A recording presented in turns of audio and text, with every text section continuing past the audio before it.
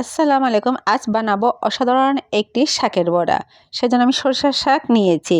শাকগুলোকে আমি ছোট ছোট আকারে কেটে ভালো করে ধুয়ে পানি ঝরিয়ে রাখলাম। এদিকে 1 কাপ চালের গুঁড়ি নিয়েছি, কুচো করা পেঁয়াজ আর কাঁচামরিচ কুচি নিয়েছি। তারপর আধা চামচ লবণ দিয়েছি, একটুখানি হলুদের গুঁড়ো, একটু করে জিরের গুঁড়ো দিয়েছি, 1 চামচ ধনিয়ার গুঁড়া, 1 চামচ মরিচের গুঁড়ি দিয়েছি।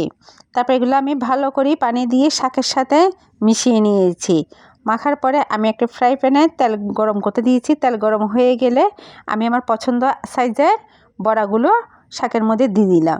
একটু বেসনও ঢেলে দিলাম উপর থেকে। শাকেতে তো বাড়তি বেসন রয়েছে, সেজন্য একটু ঢেলে দিলাম।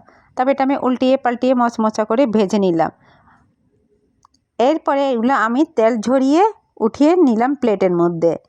ব্যাস হয়ে গেল আমার সর্ষে শাকের বড়া। বাকিগুলো আমি এভাবে করে ফেলেছি। এটা আপনারা বিকেলের নাস্তা আইটেম হিসেবেও রাখতে পারেন, আবার ভাতের সাথেও ফাটাফাটিভাবে জমে যাবে।